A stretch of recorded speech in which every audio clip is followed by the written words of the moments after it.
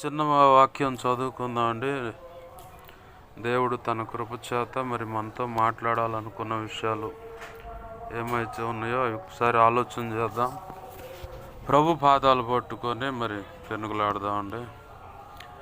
చిన్న మాట చదువుతున్నాను, చూడండి. పరిశుద్ధ గ్రంథాలు మలాకీ గ్రంథం 3వ అధ్యాయము 9, 10, 11, 12 వచనాలు నేను చదువుతున్నాను, గమనించండి. ఈ జనులందరూ నా యొద్ద దొంగిలుచునే ఉన్నారు, మీరు శాపగ్రస్తులై ఉన్నారు. నా మందిరములో ఆహారం ఉన్నట్లు 10వ భాగమంతయు మీరు నా మందిరపు నిధిలోనికి తీసుకొని రండి. దీన్ని చేసి మీరు నన్ను శోధించిన ఎడల నేను ఆకాశపు వాకిండ్లను విప్పి పటజాలంత విస్తారముగా దీవెనలు కుమ్మరించదనని సైన్యములకు అధిపతి యొగు యెహోవా సెలవిచ్చుచున్నాడు.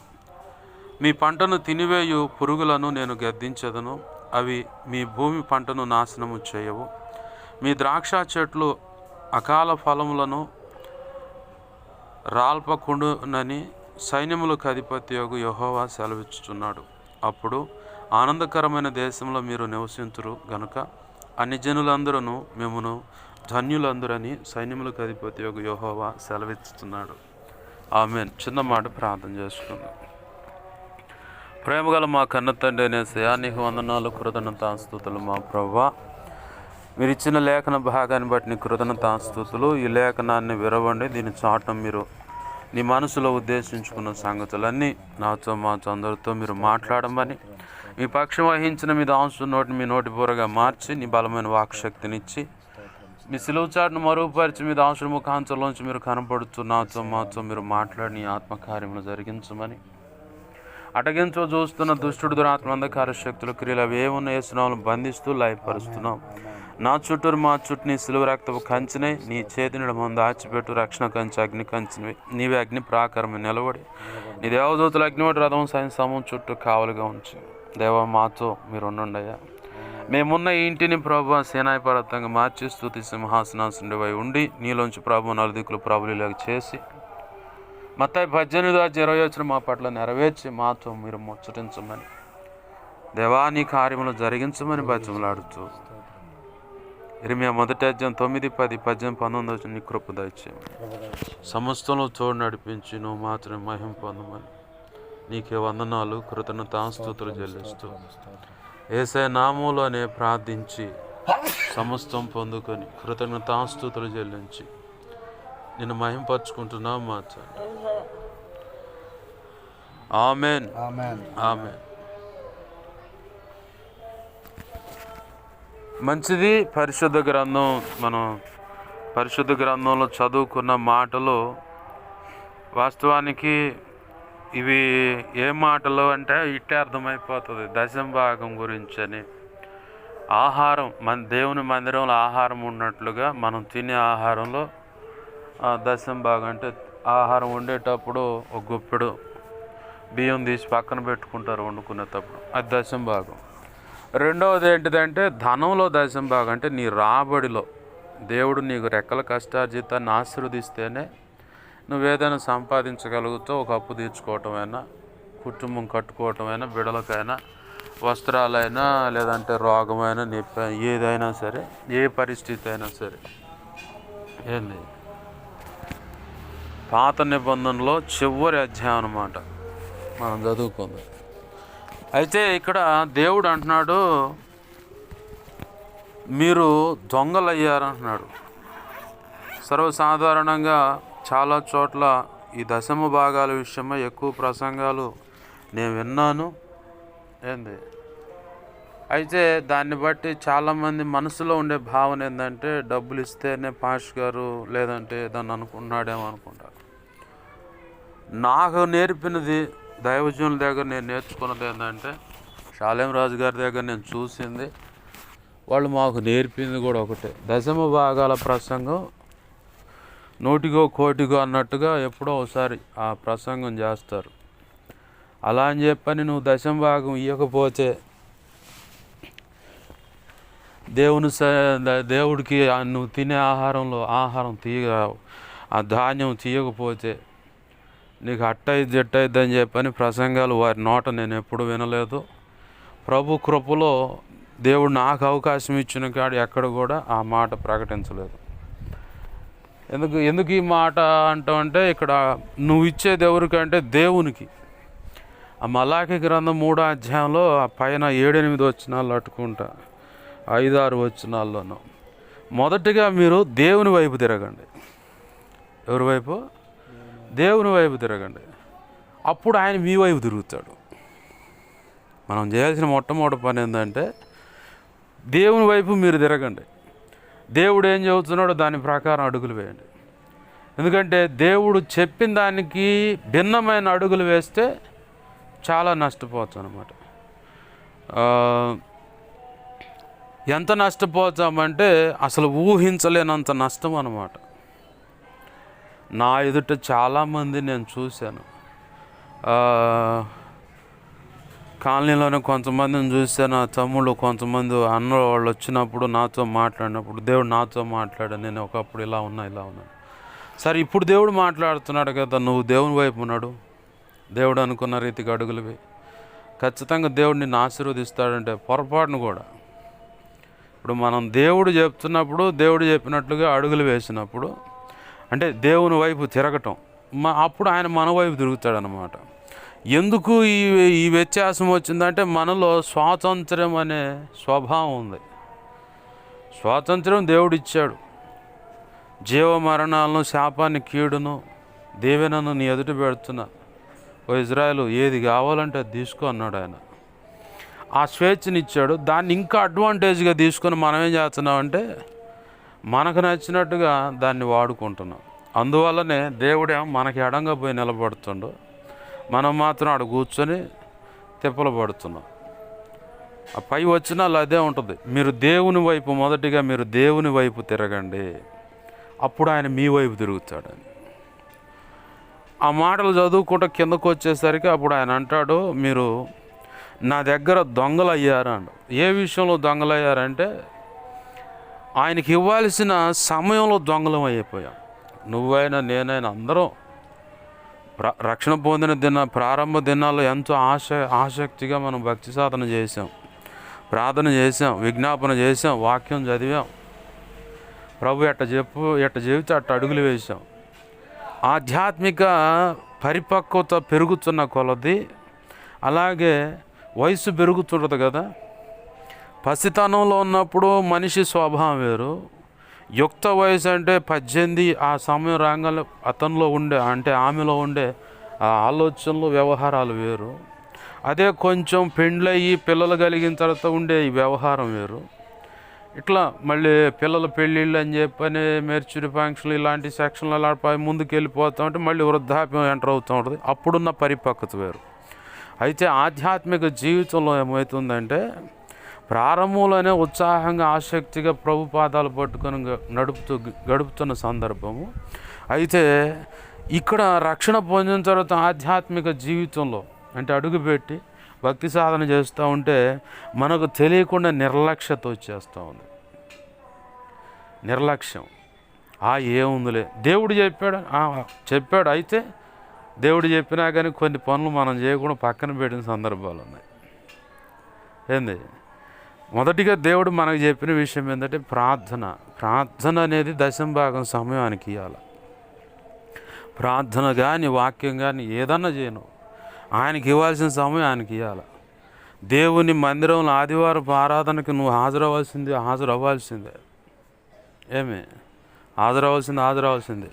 ఈ రెండిట్లో ఏది తేడా పడ్డా, హల్లెలూయా, ఈ రెండిట్లో ఏది తేడా పడ్డా ఖచ్చితంగా మనము కీడుని, శాపాన్ని కొని తెచ్చుకుంటాం. ఈ రెండిట్లో ఏది తేడా పడ్డా. ఎందుకంటే ఇజ్రాయేలు ప్రజలు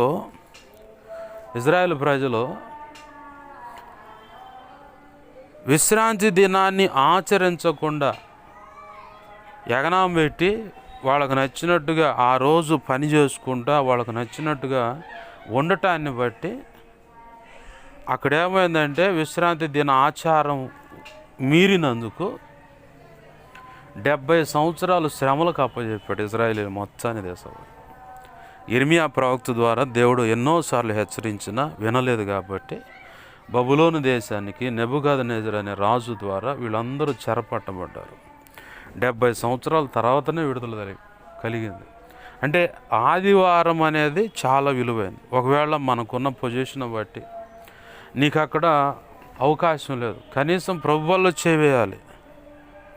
ఇప్పుడు నీ స్థితి పరిస్థితి దేవుడు గమనిస్తానే ఉన్నాడు. అక్కడ యాజమాన్యం సెలవు ఇయ్యదు, ఓకే, ప్రభు వల్ల తీసుకో. ప్రభు నా పరిస్థితి ఇలా ఉందని చెప్పుకోవచ్చు. లేదు తెలిసి కూడా నువ్వు మొత్తం అన్ని పక్కన పెట్టుకున్నావు అనుకో, అప్పుడు నువ్వు ఏదన్నా నా ప్రభు అని బచనలాడినా కానీ ఉపయోగం ఉండదు. నాకు ప్రభు నేర్పింది ఏంటంటే, వాళ్ళు ఎటుగుడి ప్రభు వాళ్ళు ఇస్తున్నావు కాబట్టి వాళ్ళు ఏదన్నా ఇప్పుడు చదువుకున్న లేఖనం ప్రకారం క్రొత్త నిబంధన అయితే ఇంకా చాలా ప్రమాదం అన్నమాట. ఎందుకంటే వాళ్ళకున్న స్థిరాస్తులన్నీ, అంటే కదిలే వాహనాలు కానీ, స్థిర అంటే ఖచ్చితంగా నివాసం లేదంటే పొలాలు కానీ అన్నీ అమ్మి తెచ్చి పరిశుద్ధుల పాదాలు చెంత పెట్టారంట. అసలు లోకాసువార్త 8వ అధ్యాయంలో అట్టుకుంటాయి. యేసయ్య దగ్గర కొంతమంది స్త్రీలు వాళ్ళకు కలిగిన ఆస్తులన్నీ తెచ్చి అమ్మి యేసయ్యకు, ఆ యేసయ్య చేస్తున్న పరిచర్యకు సహకారంగా తెచ్చి ఆయనకి పెట్టారు. మనం ఇంత పని చేస్తాం అడిగితే, చూసావు దుర్మార్గుడు, వీడి సేవకుడు మామూలుడు కాదు, వేసాడండి మా ఇంటి మీద కన్ను వేసాడండి, ఏమి లేదు మొత్తం ఊడ్చుకొని పోవటానికి, దొత్తగా దున్నపోతులాగా బాగానే ఉండగా ఏం మాయ రాగం, కష్టపడి సంపాదించుకోవచ్చుగా. ఇట్లాంటివి ఉత్పన్నం అవుతూ ఉంటాయి మనసు లోపల కానీ, తలంపులు, ఊహల ఆలోచనలో కానీ, హృదయంలో కానీ. అంటే మనకు కాకపోయినా అన్యులు ఒకవేళ ఈ మాటలు వింటే వాళ్ళలో వచ్చే మాటలు ఇవే. అరాకొర భక్తి సాధనలు కొనసాగుతున్న వాళ్ళకు కూడా ఈ మాటలు వస్తాయి. అయితే ప్రభు అంటున్నాడు, నిన్ను ఉన్నయి అమ్మి తెచ్చిపెట్టడం వల్ల పాత నిబంధనలో చెప్పబడిన ఆ నియమాన్ని ఆచరించడానికి మనకు చాలా కష్టమైపోద్ది. ఎవరికి ఇస్తున్నావు నువ్వు? దైవజనుడిగా. ఇంకోటి ఏంటంటే, నేను చూసిన సేవ ప్రపంచంలో చూసింది ఏంటంటే, దైవజనుడు చెప్పంగానే నమ్మి అసలు ఆయన ఏం చేస్తున్నా మాకు తెలియదు అని చెప్పాను, అయ్యా ఇది అవసరం ఉందంటే వాళ్ళకున్న దాంట్లోనే ఘనంగా ఇది ఇవ్వటానికి అడుగులు వేసి తీసుకొచ్చి దైవజనుడికి ఇచ్చి ప్రార్థన చేయించుకొని పోయిన వాళ్ళు ఉన్నారు. గతంలో కూడా చెప్పినట్టున్నా, గుర్తుందా మీకు? రొంపిచెర్లో మరియమ్మ అని ఒక తల్లి ఉంది. ఆ తల్లి మీలాగనే గురువారం అంటే మీలాగనే ఇంటికి అట్లా మందిరానికి వెళ్ళలేని పరిస్థితి. అంటే గురువారం మరి మా పాష గారు పోయి వచ్చేవాడు. ఆమె ప్రార్థన చేసింది, ప్రభు ఈ ప్రాంతంలో మందిరం కావాలా, పరిచర్య మొదలవ్వాలని. అట్లానే ప్రభు కృపలో పరిచర్య మొదలైంది. ఆ తల్లిని ఆధారం చేసుకొని కొంతమంది ఆ ముడిగం వాళ్ళే సమకూడారు. ఆ తర్వాత మళ్ళీ అయ్యా నేను ఆదివారం రాలేకపోతున్నాను, ఆదివారం ఒకరు రాయ్యా అంటే మళ్ళీ ఆదివారం ప్రభు వాళ్ళు ఇయటానికి పోయిన పాష గారు. ఆ తర్వాత 30 మంది అయ్యారు బ్యాచ్, ఆ సంఘం 30 మంది అయితే అట్లా వాళ్ళు మళ్ళీ ప్రార్థన చేయడం మొదలుపెట్టారు. ఈసారి మందిరం స్థలం కొనాలా. హల్లెలూయా. మీకు దోచింది ఏదో మీరు తీసుకురండి అమ్మా, మరి స్థలం కూడా మీరే అన్వేషించండి, దొరికితే రేటుగా ఒక మాట మాట్లాడుకొని తీసుకుందాం అని చెప్పాను. ఆ మందిరం స్థలానికి సంఘం అంతటికంటే ముందు ఈ తల్లి 10,000 తీసుకుపోయి పాస్టర్ చేతికి ఇచ్చి ప్రార్థన చేయించుకుంది. అంటే నమ్మేసింది, ఆయన ఏమన్నా చేసుకొని మందిరం స్థలానికే కదా అడిగిందని చెప్పని ఇచ్చేసింది, వెళ్ళిపోయింది, ప్రార్థన చేయించుకుంది. ఇంకా ఆ తర్వాత సంఘస్థులు వరుసపడ్డారు. ఆమె 10,000 ఇచ్చి మనం తక్కువ ఇచ్చేది ఏందిరా, భర్త లేడు, పిల్లగాడు ఒక్కడే కష్టపడుతుండు, మరి కొడుకు ఇచ్చిన రూపాయలు తీసుకొచ్చి 10,000 ఇచ్చాం మనం ఏందిరా అని చెప్పని మిగతా వాళ్ళు కూడా రోషం తెచ్చుకొని వాళ్ళకు తగ్గట్టుగానే ఇచ్చేదేదో అరాకొర కాకుండా ఘనంగానే ఇచ్చేసి వెళ్ళి పక్కకి వెళ్ళిపోయారు. తర్వాత ప్రభు కృపలో స్థలం కొనటం, మిగతా అప్పు అనేది మళ్ళీ సంఘం మీద మోపడుతుంది అది ఖచ్చితంగా. ఎందుకంటే వాళ్ళే కష్టపడి తీర్చుకోవాలి. పాస్టర్ గారికి ఆడి ఆస్తులు తాత ముత్తాతలు సంపాదించి ఉంటే శుభ్రంగా అట్నే పెట్టవచ్చు. ఒకవేళ నా గురించి తెలిసిన వాళ్ళు చెప్తే అవి పక్కన పెట్టురా, నీకు తెలియదు, నీకు అవసరం లేదండి ఆయన. నాకు ఎప్పటి నుంచో కోరిక ఉంది, మొత్తం ఉన్నాకాడికి చెగనమ్మి దేవుని సేవలో వాడదామని. దేవుడు అండు నువ్వు అనుకున్నట్టు చేస్తే ఇదంతా నేను రూపాయి తీసుకొచ్చి అమ్మి పెట్టాను, ఇది నా వల్ల జరిగిందంటారా? ఖచ్చితంగా ఆ డైలాగ్ వస్తుంది. కాబట్టి నీ అసలు వద్దు, పక్కన పెట్టేసి వాడి సంగతి నేను చూసుకుంటా, నేను కాపాడుతా. నీకు ఏదన్నా కావాలంటే మోకాళ్ళి ప్రార్థన చేయి. ఇప్పుడు నా ఎదుట ఉన్నారు వీళ్ళు సాక్షులు. నా దగ్గరకు వచ్చినప్పుడల్లా అన్న ఏమైనా ఉన్నాయా, నీకు ఏదన్నా కావాలేదని తెమ్మంటావా, నీకేం అవసరమో చెప్పు అంటారు. నేను మెలకుండా సైలెంట్గా చూస్తా, అంతే ఉంటానే ఏమన్నా అడుగుతాను మిమ్మల్ని. అన్న ఆయిల్ కొడిచమంటావా అంటాడు. ఏం వద్దు, మెలకుండా కూర్చో అంట. ఏంది కొంతమంది నేను పెరిగిన పెంపకంలో, అంటే నేను నా పక్కన నన్ను చూస్తున్న వాళ్ళు చూసిన వాళ్ళు ఏం చేస్తానంటే, అన్న బంకులో పోని అని. ఎందుకు అబ్బాయి అని, ఆయిల్ కొట్టిద్దాం పని బంకులో పోని. వద్దులే అబ్బాయి అంటే, కాదు పద పోనీ బంకులో పోని అని చెప్పని వాళ్ళ దగ్గర ఉన్న దాంట్లోనే కొంచెం ఆయిల్ పోపించి బయటికి వచ్చిన సందర్భాలు ఉన్నాయి. ఏంది ఏదన్నా కావాలి అని అంటే వాళ్ళ ఎదుట నేను నోరు తెరవను. ఎందుకు నోరు తెరవను అంటే, నా ఇంట్లో చూసిన అనుభవం. మా మేనత్తల్లో కొంతమంది వాళ్ళకు తరచుగా వాడే అనుభవం అన్నమాట. మా అమ్మ వాడింది, మా చెల్లెలు కూడా వాడింది ఆ మాట, మా అక్క కూడా వాడిన సందర్భాలు. అంటే వాళ్ళ మీద నింద మోపాలంత కాలే కానీ నేను ఎదుర్కొన్న అనుభవం అనమాట. నీకు లేకపోతే నేను ఇచ్చా. పొర్రపాటును కూడా ఈ డైలాగ్కి నేను సందియకూడదు. నీకు లేకపోతే నేను ఇచ్చాను, నీకు అవసరంలో నేను ఇట్టా అని చెప్పని, అసలు ఈ సందియకూడదు అని చెప్పని నేను సైలెంట్గా చూస్తూ ఉంటాను. ప్రభా, ప్రతి అక్రతకి నీ వైపు చూడమన్నావు, మోకాళ్ళు వేయమన్నావు, నిన్నే అడగమన్నావు. అట్లా అని వీళ్ళు ఎవరన్నా నాకు ప్రభు ఇప్పుడు ఇచ్చిన వాళ్ళు ఎవరన్నా వాళ్ళ కష్టార్జితం నుంచి దశంభాగం తేలేదని మీరు అట్టవుతారు, ఇట్టవుతారు, ఆమ్లెట్ అవుతారు, లేదంటే కిచిడి కబాబు పొరాటా అవుతారని ఎప్పుడు చెప్పాల. వాళ్ళు తెలుసుకోవాలి అది. ఎందుకంటే ప్రభు వల్ల తీసుకుంటున్నాం, దైవజనుడు వెంబడిస్తున్నాం, ఈ సంఘ అవసరతలు ఉన్నాయి, తీసుకొచ్చిన రూపాయి సంఘంలోనే వాడుతున్నాడు. వాళ్ళు ఎదుటే చూస్తున్నారుగా. వీళ్ళకంటే బాగా ప్రత్యక్ష సాక్షి యెహోషువ అని ఉండవు. ఆ అబ్బాయి ఇప్పుడు ఆదివారం కానుక పెడితే అమ్మని బజారుకి తెచ్చి ఆపిల్లకాడికే పెడతాం. మళ్ళీ పొర్రపాటును కూడా నా దగ్గర నేను ఖర్చు పెట్టుకోవడానికి కూడా 99% మాత్రమే దేవుని సన్నిధిలో ఖర్చు అయిపోతుంది, దేవుని పనికే ఖర్చు అవుతుంది. ఆ 1% కూడా నాకు ఖర్చు పెట్టుకోవడానికి కష్టం నాకు. మొన్న వీళ్ళే ఈ మనిషి అన్న అక్కడ ఇసపాలెం తల్లి దశంభాగం అని ఇచ్చారు. వెంటనే దేశపోయి రికార్డింగ్లో ఉంది పాట, ఎమ్మనే దేశపోయి అక్కడ డబ్బులు జమ చేశా. ఎందుకంటే నాకు నేను వ్యర్థమైన ఖర్చు, ₹1 కట్ అయిందంటే చాలు, మిగతా రూపాయి పోడ్చడం కష్టమైపోద్ది. నేను చాలాసార్లు ఎదుర్కొన్నాను. నా ఖర్చులు అక్కర్తలంటే కొంచెం కటువుగా నేను ఓర్చుకున్నా, ముందు దేవుని పని జరుగుద్ది. ఆ పాట రికార్డింగ్ అయిపోయింది అనుకో, అక్కడ 10,000 కట్టాలి. ఇప్పుడు కొంత అమౌంట్ జమ చేసాం, ఏంది ఇంకా కొంత కట్టుకోవాలి. అలానే ఈ అక్కర్తలు చెప్పి ఇయ్యమని చెప్పట్లేదు, కానీ ఇచ్చే రూపాయి ఇలా ఖర్చు అవుతుందని చెప్తాను. ఏంది ఇంకొకటి ఏంటంటే, ఇది మన విధి అన్నమాట. అంటే నువ్వైనా నేనైనా మీరు ఏదైనా రూపాయి ఇచ్చినప్పుడు ఖచ్చితంగా నేను దశంభాగం తీసి నా పైన నాయకుడికి ఇస్తాను. నేను యాజకుడిగా నేను చేయాల్సిన పని. ఇప్పుడు నాకు వచ్చిన దాంట్లో ఖచ్చితంగా తీయాలి. ఖచ్చితంగా తీసి ఒకరోజు ఆదివారం ఆరాధనకి ₹20 వస్తాయి, ₹2 ఖచ్చితంగా తీసి పక్కన పెట్టాలి. ₹20 వస్తాయి. నేను మొదటిగా ఆదివారం ఎంటర్ అవుతుందంటే నేను ప్రభు సన్నిధిలో ప్రార్థన చేసుకుంటాను. అయ్యా, ఇలా వెళ్ళి రావాలి కదా, కనీసం ఆయనకు నాకు సహాయం చేయి. తినటానికంటే ఆడో చోట ఆయన ఈ జాండ పొట్టకి అంత అన్నం పెట్టగలడు, నేను నమ్ముతా. ముందు వెళ్ళటానికి నాకు సహాయం చేయ ప్రభు అని ఆయనకు చూసుకొని బయలుదేరతా. అవతల వ్యక్తులు ఇచ్చారా ఇయ్యలేదని ఈ సెక్షన్ ఏముండదు. అయితే మన ప్రసంగము అంటే ప్రభు మనతో మాట్లాడాలనుకున్నది ఈ సెక్షన్ కాదు, కానీ ప్రభు అంటుంది ఏంటంటే, నువ్వు చేయాల్సిన ధర్మం నువ్వు చేయి. అది ఇయ్యకపోతే ప్రభు అన్నాడు 9వ వచనంలో చదువుకున్నాం, మీరు శాపగ్రస్తులు అన్నాడు. మనం అనుకుంటాం దేవునికి మన ఎదుట ఎన్నో అక్కరతలు ఉన్నాయి, అవసరతలు ఉన్నాయి. నా కనుల ఎదుట నా జీవితంలో ఎన్నో అవసరత అక్కరతలు ఉన్నా, ఎన్ని పేకల మీదకు వచ్చే సమస్యలైనా సరే ప్రభు నా చేతికి ఇచ్చిన వాటిలో ఖచ్చితంగా దశమ భాగం తీసి పక్కన పెట్టి మిగతాయి వాడేవాడిని. లేవా తర్వాత ప్రభు నీ చిత్తం ఎట్లా నాకు సహాయం చేయని చెప్పని ప్రార్థన చేసుకునేవాడిని.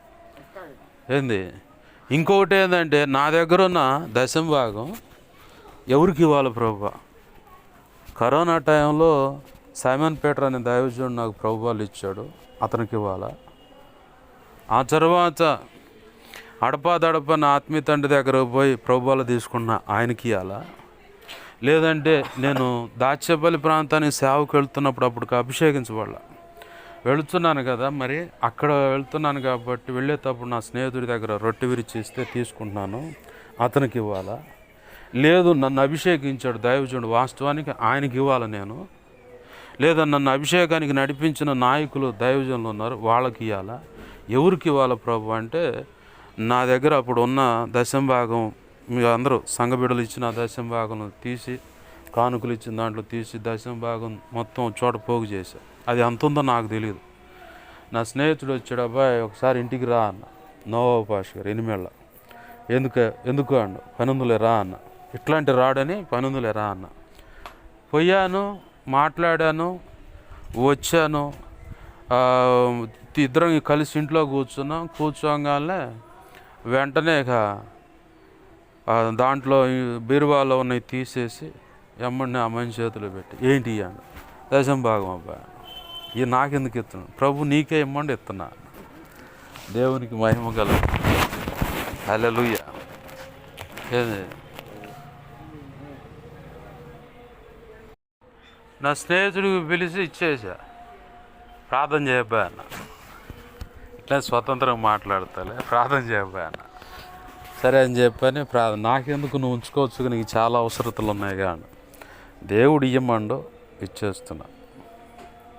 ఇంక దాంట్లో రాజీ పడే దేవుడు తీసుకొని చెప్పని ఇక ప్రార్థన చేయించుకొని దీనికోసం నిన్ను ఇంటికి రమ్మంది, ఇక పద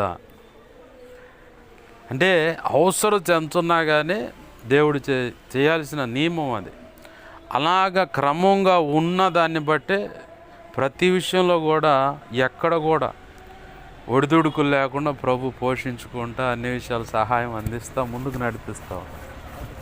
మెట్టుకు మొదటిగా ప్రభువుకి ఇవ్వాల్సిన సమయం ప్రార్థనా సమయం ఇవ్వాలి, వాక్యం చదువుకోవాలి. అలాగనే దేవుడికి ఇవ్వాల్సినటువంటిది అది దేవుడికి ఇస్తున్నాం మనం. దైవజనుడికి మనము ఏ విషయం అన్నది ఒక్కొక్కళ్ళు ఏం చేస్తారంటే ఇచ్చే దశమ భాగానే ఏం చేస్తారంటే ఏదో ఒక వస్తువు కొనుక్కొచ్చి ఈ దశమ భాగాన్నే దీంట్లో వచ్చే దశమ భాగం తీసిన ఆ రూపాయినే ఒక వస్తువుగానో దేనికో దానికి మందిరంలో పనికని ఖర్చు పెట్టేసి ఇంక నేను దశమ భాగం ఇచ్చాను అనుకుంటారు. అలాగా నేను ప్రారంభంలో కొన్ని తప్పటడుగులు వేశా, కానీ తర్వాత దేవుడు నాతో మాట్లాడినప్పుడు సరిచేయబడి, అబ్బాయి మందిరంలో కానీ దేనికైనా ఖర్చు పెట్టేటప్పుడు నీకు ఇచ్చిన రూపాయి దాంట్లో ఖర్చు పెట్టు, ఖచ్చితంగా దశమ భాగం దానికి దశమ భాగం లెక్కలో వెళ్ళిపోవాల్సిందేనా అన్న. సరే ప్రభు నా పద్ధతి మార్చుకుంటున్నా అని చెప్పని ఆ రోజు దేవుడు మాట్లాడిన దాన్ని బట్టి అడుగులు వేయడం జరిగింది. ఈరోజు మనతో దేవుడు మాట్లాడుతున్న మాట ఏంటంటే మీరు దొంగలయ్యారన్న. మొదటిగా డబ్బు సమస్య కాదు, కానీ దేవుడికి ఇవ్వాల్సిన ప్రార్థనా సమయం, దేవుడికి ఇవ్వాల్సిన వాక్యం చదివే సమయం, దేవుడికి ఇవ్వాల్సిన ప్రత్యేకమైన సమయము ఖచ్చితంగా మనము ఆయనకి ఇవ్వాలి. ఇవ్వటం వల్ల మనకు వచ్చే మేలేంటో చెప్తా ఉన్నాడు. నా మాటలు రెండు మాటలు చెప్పి ముగిస్తాను. ఇవ్వటం వల్ల అంటే దేవుడికి ఇవ్వటం వల్ల వచ్చే లాభం ఏంటంటే 10వ వచనంలో అంటాడు, దీన్ని చేసి మీరు నన్ను శోధించిన ఎడల నేను ఆకాశపు వాకిండ్లు విప్పి పట్టజాలంత విస్తారముగా దీవెనలో కుమ్మరించదనని. ఏ చేసినప్పుడు ప్రార్థనకు సమయం ఇచ్చినప్పుడు, దేవుడికి ఇవ్వాల్సిన సమయం ప్రార్థన, వాక్యం చదివినప్పుడు, ఆ తర్వాత మనం తినే తిండిలో ఆయన ఇచ్చిన రాబడి ధనంలో కూడా దశమ భాగం తీసి ఇచ్చినప్పుడు, అది చేసినప్పుడట అది చేసి ఆయన ఏమంటున్నాడంటే దీన్ని చేసి అంటే పైన చెప్పబడింది చేసి నన్ను శోధించిన ఎడల. అంటే శోధించడం అంటే ఏంది ప్రభువా, నా అక్కరిత ఇలా ఉంది, మరి ఏంది, నాకు సహాయం చేయి, నాకు సహాయం చేయని ఆయన బతిమలాడితే ఆయన అంటాడు, పట్టజాలనంత విస్తారముగా దీవెనలు కుమ్మరించేదను. అంత మాత్రమే కాకుండా 11వ వచనంలో అంటాడు, మీ పంటను తినివేయు పురుగులను గద్దించేదను. అవి మీ భూమి పంటను నాశనము చేయవు, మీ ద్రాక్ష చెట్ల అకాల ఫలములను రాల్పకయుండునని. 3 విషయాలు చెప్తా ఉన్నాడు ఇక్కడ. మీరు తినే పంటను తినివే పురుగులను అంటే తెగులు. రెండవది మీ భూమి పంట నాశనము చేయు అంటున్నాడు. రెండవది మీ ద్రాక్ష చెట్ల ఫలములను అకాల ఫలములను రాల్పకయుండునని అంటున్నాడు. అకాల ఫలములు అంటే వాస్తవానికి ఇక్కడ 2 కాపులు చూపిస్తున్నాడు దేవుడు. 2 కాపులు అంటే ఒకటేమో సీజనల్గా వచ్చే కాపు ఉంది, రెండవదేమో అన్సీజన్లో కూడా. మనం అనుకుంటాం కొన్ని చెట్లను చూసినప్పుడు, ఈ సమయంలో వాస్తవానికి ఈ కాయ కాయదు కదా, ఇది అన్సీజన్ కదా, అసలు ఇది కాసే సమయమే కాదు, అయినా కానీ ఇది కాపిస్తుంది ఏంది అని చెప్పంటే కొంతమంది లోకంలో ఉన్న నానుడు ఏంటంటే ఏముంది లేరు అకాల ఫలములు కాబట్టి ఊరకనే రాలితే పంట బండవాడు. అయితే ప్రభు అంటున్నాడు, ఆయనకి ఇచ్చినప్పుడు ద్రాక్ష చెట్ల అకాల ఫలములు రాల్పకయుండునంట. అంటే అవి రాలిపోకుండా అది కూడా సీజనల్గా వచ్చే దిగుబడి లాగానే దేవుడు ఆశీర్వదిస్తానంటాడు. ఇలాగ ఆశీర్వదించబడిన దాన్ని బట్టి ఆనందకరమైన దేశంలో మనం నివసిస్తామంట. అన్యజనులు అందరూ మనం చూసి ధన్యులు అంటారంట. ఇంకెంత గొప్ప ఆశీర్వాదం. ఇసాకున్న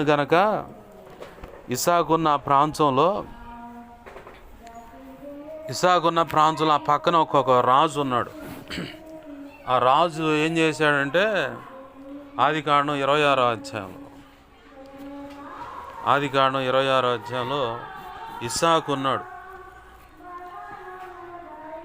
అబ్రహాం దినములలో వచ్చినట్టు మొదటి కరువు కాక మరి ఒక కరువు ఆ దేశంలో వచ్చినప్పుడు ఇస్సాకు గెరారులోనున్న ఫిలిష్యుల రాజు అయిన అబీమెలెకు వద్దకు వెళ్ళాను. అంటే గెరారు ప్రాంతంలో ఉన్నాడు అబీమెలెకు అనే రాజు పక్కన. అయితే దేవుణ్ణి అడుగుతా ఉన్నాడు, అయ్యా మరి నేను ఐగుప్తులోకి వెళ్ళక, అక్కడ అంటున్నాడు యెహోవా అతనికి ప్రత్యక్షమై నీవు ఐగుప్తులోనికి వెళ్ళక, 26వ అధ్యాయం 2వ వచనం నేను చదువుతున్నాను. అక్కడ యెహోవా అతనికి ప్రత్యక్షమై, అంటే ప్రత్యక్షం అవ్వాలంటే ఆయన ఏం చేస్తున్నాడు, అక్కడ ప్రార్థన చేస్తూ ఉన్నాడు. ప్రార్థన చేసి, దేవా ఇక్కడ ఉండటం నిశ్చిత్తమా ఈ కరువులో, లేదు ఐగుప్తులో అక్కడికి వెళ్ళి నేను అక్కడంతా పచ్చగా ఉందంట. ఐగుప్తు దేశం అంతా పచ్చగా కనపడుతుందంట. ఇస్సాకుకి పచ్చగా కనపడితే దేవుడు అంటున్నాడు, ఈ ఉద్దేశంతో ప్రార్థన చేస్తూ ఉన్నాడు ఇస్సాకు. ప్రతి దానికి ప్రార్థన చేసి అడుగులేస్తూ ఉన్నాడు. అడుగులేస్తూ ఉంటే దేవుడు వచ్చి అంటున్నాడు, ఐగుప్తుకు తొందరపడి వెళ్ళమాక,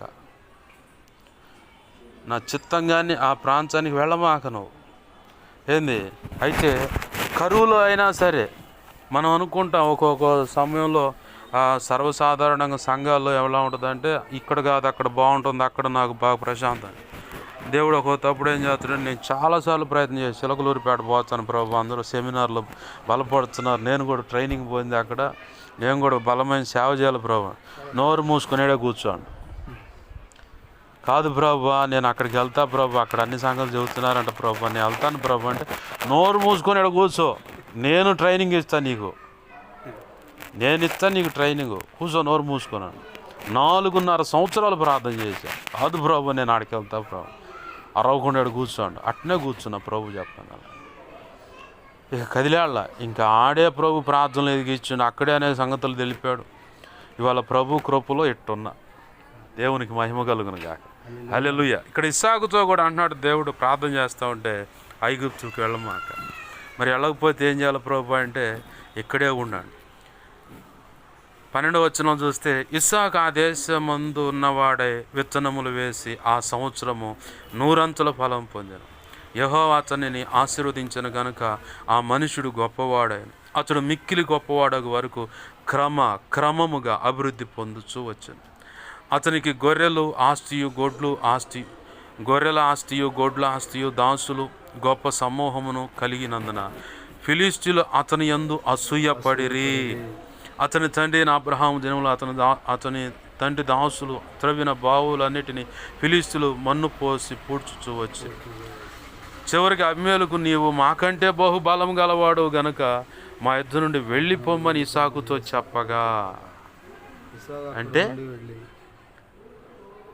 అన్యుడు నిన్ను చూసి ధన్యుడు అంటారన్న దానికి నిర్వచనంగా ప్రభు ఇక్కడ మనకి ఈ విషయాన్ని చూపిస్తూ ఉన్నాడు. ఇస్సాకును చూసి ఎవరు? ఫిలిష్తీయులు ఎవరు? సున్నతి లేనోళ్ళు. దావీదు సౌలు మొదటి రాజు ఆ టైంలో చూస్తే ఇజ్రాయేల్ ప్రజలను తృణీకరించి తిరస్కరించి నానా నీచమైన మాటలు మాట్లాడినోడు. గొలియాతు ఆ సంతానికి సంబంధించినోడే కదా. మరి అట్లాంటి వాడు అన్యుడు కాబట్టి అన్యుడు అసూయ పడుతున్నాడంటే నువ్వు గొప్పగా, అన్యుడు నోటి నుంచి ఒక మాట అన్నాడు, మాకంటే బహు బలము గలవాడు గనక. ఆమేన్, హల్లెలూయా. ఒక అన్యుడు నిన్ను చూసి అలాగ పలుకుతాడని ప్రభు చెబుతా ఉన్నాడు. మలాకి గ్రంథం 3వ అధ్యాయంలో మనం ఇందాక చదువుకున్న మాటల్లో ఏంది? మలాకి గ్రంథం 3వ అధ్యాయము 11వ వచనం చూడది, 12వ వచనం చూడు. అప్పుడు ఆనందకరమైన దేశంలో మీరు నివసింతురు గనుక అన్యజనులందరూ మిమ్మును ధన్యులందురని సైన్యములకు అధిపతి యెహోవా సెలవిచ్చుచున్నాడు. ఆమేన్, హల్లెలూయా. ఏం చేస్తే ఇదంతా మనం చెల్లించవలసిన క్రమంగా దేవుని వైపు మొదటిగా ఏం చేయాలి? మొదటిగా దేవుని వైపు తిరగాలి. ఆ పిదప దేవుడు మనకెళ్ళి తిరుగుతాడు. ఏంది? రెండవది, దేవుడికి ఇవ్వవలసిన సమయంలో బాగా గుర్తుపెట్టుకోండి, మనం ఏం చేయాలా? మొదటిగా దేవుని వైపు తిరగాల. మలాకి గ్రంథం 5 వచనాలు చూడు. అప్పుడు మునుపటి దినములలో అంటూ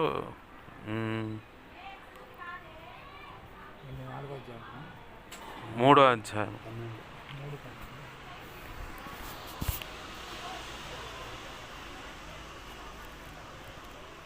అని అంటాడు.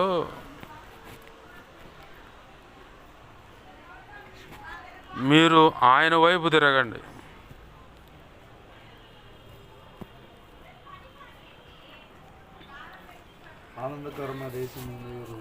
12వ వచనం కాదు,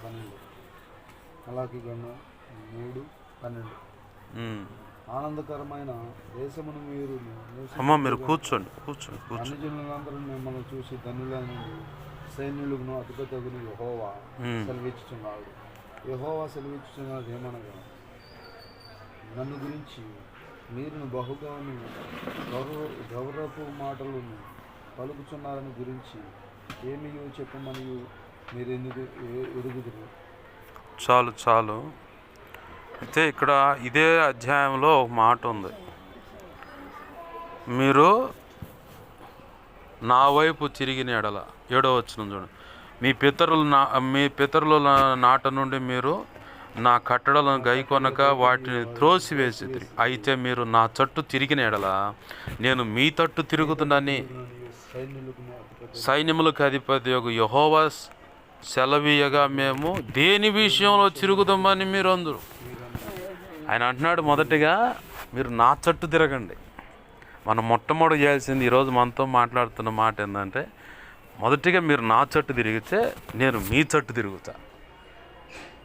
ఈ మాట అంటే అక్కడ ఉన్న వాళ్ళు అంటున్నారు, మీరు ఏ విషయంలో నీకు తేడా చేసావు నీ తట్టు తిరగాలంటున్నారు. అంటే ధిక్కార స్వరం కనపడుతుంది అక్కడ. అది మానేసి ఆ ధిక్కార స్వరాన్ని తీసివేసుకొని దేవుని పాదాలు పట్టుకొని, ప్రభువా మేము నీ తట్టు తిరుగుతున్నామయ్యా, మీరు మా తట్టు తిరగండి. ఇదిగో ప్రార్థనలో 10వ భాగం సమయం నీకు ఇస్తున్నాను. ఉదయం ఉపయోగపెడతావో, మధ్యాహ్నం ఉపయోగపెడతావో, సాయంత్రం ఉపయోగపెడతావో, రోజు మొత్తం మీద 3 గంటలు, ఒక అరగంట ప్రార్థన, ఒక అరగంట వాక్యం, అరగంట ప్రార్థన, అరగంట వాక్యం, అరగంట ప్రార్థన, అరగంట వాక్యం. ఒక విశ్వాసిగా నువ్వు వేయాల్సిన సమయం. సేవకుడిగా అయితే 5 గంటలు అని చెప్పారు, దైవజనులు చెప్పిన మాట అది. ఓకే, ఈ సమయం ఇచ్చి నీకు తింటున్న దాంట్లో 10వ భాగం, లేదు నీకు ఇచ్చిన రాబడిలో 10వ భాగం ఇస్తే కింద చెప్పుకున్న మాటల్లో ఆశీర్వాదం ఉందని చెబుతున్నాడు. ఆమేన్. హల్లెలూయా. ఇస్సాకుని ఎలా అయితే ఆశీర్వాదంగా మార్చి అన్యుడు మా మధ్యలో నువ్వు బహు గొప్పవాడివయ్యా అని చెప్పని వాళ్ళు వ్యసన పడ్డారంట. ఇక నుంచి ఖాళీ చేయని కూడా అన్నారు. అంత గొప్ప దీవెనలు మనం ఏం చేస్తున్నామంటే 9వ వచనం కాడ ఆగిపోతున్నాం. 9వ వచనం కాడ ఏముంది అక్కడ? ఈ జనులందరూ నా యొద్ద దొంగిలుచునే ఉన్నారు, మీరు శాపగ్రస్తులై ఉన్నారు. మనం అనేక కారణాలు చెబుతాం. అప్పు మనకు తెలిసి ఉందా? మనకంటే ముందు దేవుడికి తెలిసి ఉందా? మనకంటే ముందు దేవునికి తెలుసుగా. ఆ అప్పు ఎట్ట మాఫీ చేయాలో కూడా ఆయనకి తెలుసుగా. మానవ ప్రయత్నం మనం చేస్తామంటే అన్ని కష్టాలే. అదే దేవుని ప్రయత్నానికి అప్పచెప్పామనుకో ప్రతి మార్గం సులువవుతుంది, సరళమై ఉంటుంది. ఏంది? ప్రశాంతంగా అడుగులు వేస్తూ వెళ్ళిపోవచ్చు, దేవుని మహిమపరుస్తా. అట్టి కృప మనందరికీ దేవుడు అనుగ్రహించును గాక. ఆమె. ప్రార్థన చేసుకుందాం. దేవుడిని అడుగుదాం. ఈరోజు అడుగుదాం, ప్రభువా ఒకవేళ ఇప్పటి వరకు బుద్ధిహీనంగా అడుగులు వేస్తుంటే క్షమించయ్యా. ఇదిగో మా పితరులు మలాకి గ్రంథంలో ఉన్న ఇజ్రాయిలీలు అందరూ అడుగుతున్నారు, మేము ఏ విషయంలో దొంగిలినామని చెప్పని నువ్వు అంటున్నావా? నీ వైపు ఎందుకు తిరగలేదు అంటున్నావా? మేము తిరిగే ఉన్నాం. కానీ తిరుగుబాటు స్వరం వినపడుతుంది. అలాంటి తిరుగుబాటు స్వరం కానీ తిరుగుబాటు తత్వం కానీ మాలో ఉంటే అయ్యా తీసివేయండి, ఒప్పుకుంటున్నాం, క్షమించండి అయ్యా. ప్రభు ఇదిగో తండ్రి, నీ తట్టు తిరగకుండా నువ్వు చెప్పినట్టు అడుగులు వేయకుండా అయ్యా మా ఇష్టానుసారంగా అడుగులు వేసి దేవా నన్నెందుకు చేయి విడిచావని ఒకవేళ అడుగుతున్నామేమో క్షమించండి అయ్యా. ఇదిగో ఈరోజు ఈ వర్తమానం విని మేము దేవా నీ ఎదుట మేము తీర్మానం చేస్తున్నాం, నీ వైపు తిరుగుతున్నాం. ప్రభు అయ్యా మా చుట్టూ మీరు తిరగండి, మాతో మీరు ఉండండి అయ్యా, నడిపించండి అయ్యా. మీరు మీ నాయకత్వం లేకుండా, మీ నడిపింపు లేకుండా నువ్వు చెప్పినట్టు మేము అడుగులు వేయకపోతే అయ్యో అంతా శ్రమలు, ఇరుకులు, ఇబ్బందులు, కన్నీళ్ళు, భయంకరమైన వేదనలు. ప్రభు ఆ స్థితి మాకు వద్దయ్యా. నువ్వు చెప్పినట్టు అడుగులు వేస్తాం ప్రభు. మా చేయి నువ్వు పట్టుకో, నీ నిత్యానుసారమైన మార్గం అయ్యా, నీ ఆత్మ ద్వారా, నీ ఆలోచన ద్వారా, నీ మాట ద్వారా నడిపించండి అయ్యా. ఇదిగో ప్రభు ఒక విశ్వాసిగా, ఒక పరిచారకులుగా, ఒక సంఘ పెద్దగా నీ సన్నిధిలో అయ్యా 3 గంటల సమయం గడపవలసి ఉంది. అది మధ్యాహ్నం 1 గంట, ఉదయం 1 గంట, సాయంత్రం 1 గంట, వాక్యం 1 అరగంట, దేవా ఇదిగో ప్రార్థన 1 అరగంట, ఇలా గడిపి నిన్ను మహింపరచుకోవటం నీ చిత్తమైతే అలాగ సహాయించు. ఒక సేవకుడిగా 5 గంటల పాటు ప్రార్థన చేయాలి, వాక్యం చదవాలి అంటున్నావు. నీ చిత్త ప్రకారం అలాగా అడుగు వేసి దేవా ప్రార్థించడానికి కృప పొందచ్చు. ఇప్పటి వరకు నేను ఒకవేళ దేవా నేను ఒప్పుకుంటున్నానే అలాగ అడుగులు వేయకుండా, ప్రార్థన చేయకుండా, కాలయాపన చేసి దేవా ప్రార్థన చేయకుండా గడిపుంటే ఒప్పుకున్నాను, క్షమించు ప్రభు. ఇదిగో తండ్రి, నేను దేవా నాకు మటుకు నేను వ్యక్తిగతంగా తిండిలో 10వ భాగం కానీ, ధనంలో 10వ భాగం కానీ ఇవ్వకుండా దేవా దొంగిలిన పరిస్థితి, నేను దొంగగా నీ ఎదుటిన్నాను, క్షమించయ్యా. అయ్యా నీకు ఇవ్వటానికి గుప్పెళ్ళు బలపరచయ్యా, నాకు సహాయం చేయ ప్రభు. ఒకప్పుడు దైవజనుడి విషయంలో నువ్వు చెప్పినట్లు దేవా దైవజనుడు పిలిపించి మరి ఇచ్చి పంపించానయ్యా. దేవా కనికరించండి ప్రభు, కృప చూపించండి. ఏమైనా నా జీవితంలో ఇప్పటి వరకు ఏమన్నా ఇట్లాంటి దేవా నీకు ఇవ్వకుండా దొంగనయ్యి బ్రతికాను, క్షమించు ప్రభు. ఇదిగో తండ్రి, ఇలా నీకు ఇచ్చుట ద్వారా, ఆహారంలోనూ ధనంలో ఇచ్చుట ద్వారా దేవ పట్టజాలంత విస్తారమైన దేవంలో ఆకాశ వాకిళ్ళు విప్పి మరి ఇస్తానంటున్నాం. ఆనందకరమైన దేశంలో మేము నివసిస్తాను అంటున్నాం అయ్యా. ఆనందకరమైన దేశంలో మీరు నివసిస్తారంటున్నాం. అలాగనే అన్యజనులు మిమ్మల్ని చూసి ధన్యులు అంటారు అంటున్నాం ప్రభు. అటు ధన్యతకు ఇదిగో తండ్రి ఇస్సాకు పాత్రుడయ్యాడయ్యా. ఇస్సాకు గొప్పగా ఆశీర్వదింపబడ్డాడయ్యా. తన పితరుడు ఇదిగో తండ్రి తన తండ్రి అయిన అబ్రహాం కూడా అన్యులు అంటున్నారయ్యా. మా మధ్య నువ్వు మహారాజుగా ఉన్నావయ్యా అని చెప్పాను. దేవా ఎక్కడైనా మేము నీవు ఇదిగో అబ్రహాము మెల్కీసెదెకనే యాజకుడికి దేవా తను కలిగిన దాంట్లో అయా సంపాదించినంతట్లో 10వ భాగం ఇచ్చాడు. దావీదు తన కలిగినంతట్లో కూడా సమృద్ధిగా నీ దేవాలయానికి ఇచ్చాడు ప్రభు. బంగారము ఇన్ని 100 కిలోలు అని చెప్పని ప్రభు, వెండి ఎంతని, ఇత్తడి ఎంతని, ఇనుము ఎంతని, కర్ర ఎంతని దేవా సమృద్ధిగా వారి పూర్ణ హృదయంతో ఇచ్చారంటే దావీదు కాలం. దేవాలయం కంటే వారికి ఉన్న దాంట్లో దావీదే మొదటగా అందరికంటే ఎక్కువ ఇచ్చాడని దేవా తర్వాత ప్రజలందరూ కూడా ఎక్కువ ఇచ్చారని చెబుతాను. నువ్వే నడిపించున్నావు. కృప చూపి సహాయం చేయి. మందిరం విషయంలో, దేని విషయంలో, ఇచ్చే విషయంలో మేము దేవ వెనకడుగు వేస్తుండే క్షమించు. మా అకర్తలు చూసుకునే దేవ ఎనికి దక్కుతుండే క్షమించు. క్షమించండి నాయన. అయ్యా అయ్యా అయ్యా నువ్వు చెప్పినట్లుగా దేవ ఈరోజు మీరు సెలవు ఇచ్చినట్లుగా మేము చేయుట కృపనివ్వమని. అయ్యా మా పితరులు అనుభవించిన ఆశీర్వాదం మేము కూడా ఈ రోజులు అనుభవించాలి వేస్తున్నాము. అలాగున దీవించి ఆశీర్వదించి నువ్వు మాత్రం మహిం పొందమని నీవు ఇచ్చిన లేఖన భాగాన్ని బట్టి కృతజ్ఞతాస్తుతులు చెల్లిస్తూ సమస్త విషయాలను తోడు నడిపించు నువ్వు మాత్రం మహిం పొందమని బతిమలాడుతూ మా ప్రియుడును మా రక్షకుడైన యేసయ్య కళలు నిధుల దర్శనం స్వప్నాలు చూపించబడ్డ సమస్త చీకటిలోని ప్రభావం యేసునామమున నీ మహాప్రభుడు దాని శక్తులు బంధిస్తున్నాం, లయపరుస్తున్నాం, బంధించి లయపరిచిన కృతజ్ఞతాస్తుతులే. నాకు మాకు మా మీద ఇంకెవరికైనా కళలు నిధుల దర్శనం స్వప్నాలు చూపించబడ్డ సమస్త మంచి కళలు మంచి దర్శనం మంచి స్వప్నం నిధులు చూసిన సమస్త మంచి యేసునామమున నీ మహాప్రభుడు దాని శక్తి త్వరపెట్ట జరుగును కాక నెరవేర్చబడి త్వరపెట్ట జరిగేలా చేసి నెరవేర్చిన కృతజ్ఞతాస్తుతులే. అయ్యా మా నిమిత్తం ప్రార్థించమని ఆ రీతులుగా అడిగిన వాళ్ళు నీ సన్నిధిలోని మొరపెడుతున్న వాళ్ళ ప్రతి ఒక్కరు అవసరత నీ కృప చేత యేసునామమున తీర్చబడును గాక. మా కోసం పరిచయ కోసం విన్న దాన్ని బట్టి ప్రార్థిస్తున్న బిడ్డలందరూ దీవించబడి బలపరచబడి అభిషేకించబడి నీ సేవలు గొప్పగా వాడబడును గాక. నీ కార్యములు జరిగించి నీ చిత్తం నెరవేర్చమని స్వస్థత ప్రతి బిడ్డకును దయచేయమని నీ కృపా కార్యములు జరిగించమని దేవా నీకే వందనాలు కృతజ్ఞతాస్తుతులు చెల్లిస్తూ యేసయ్య నామములోనే ప్రార్థించి సమస్తం పొందుకొని బిడ్డలను దీవించి ఆశీర్వదించి నీ కృపాస్తాలకు 2 తిమోతి 1:12 ప్రకారం నీ చేతులకు అప్పచెప్పి నేను గొప్ప చేసుకుంటున్నాం మా తండ్రి. ఆమేన్. ఇప్పుడు మన తండ్రి అయిన దేవుని ప్రేమయు ఆయన ప్రియకుమారుడైన యేసుక్రీస్తు వారి కృపయు పరిశుద్ధాత్మ దేవుని అన్యోన్య సహాయ సహవాసము సమకూడిన అలాగనే ఈ ప్రార్థనలు ఏకీపిస్తున్న ఇక్కడ ఉన్న సంఘ బిడ్డలకు పరిచర్య ద్వారా జరుగుతున్న సంఘాలకు సంఘ బిడ్డలందరికీ పర్లో అలాగనే ప్రపంచవ్యాప్తంగా ఉన్నటువంటి సార్వత్రిక సంఘంలో ఉన్న సకల పరిశుద్ధులకును నిత్యత్వము చేరు పర్యంతం సదాకాలం చూడే ఉండి ప్రభు చిత్తానుసారం మనందరిని నడిపించి ఆయన మాత్రమే మహిమ పొందును గాక. ఆమేన్. యేసు రక్తమునకే ప్రవేశు రక్తమునకే ప్రవేశునామం సంపూర్ణమైన విజయం కలుగును గాక. ఆమేన్. అపవాది వాడి దూతలు చీకటి అంధకార శక్తులు క్రియ అవి ఎంత ప్రమాదకర మంత్రపరం వాటి అన్నిటికీ అనంతనాశ సర్వనాశనం నిత్యనాశనం కలుగును గాక. ఆమేన్. యుద్ధం యెహోవాది. యేసు రక్తమునకే జయము జయము జయం. హల్లెలూయా హల్లెలూయా హల్లెలూయా. అందరికీ వందనాలు. ప్రభు యొక్క మహా ఉచిత కృప మనందరికీ తోడే నడిపించును గాక. ఆమేన్ ఆమేన్.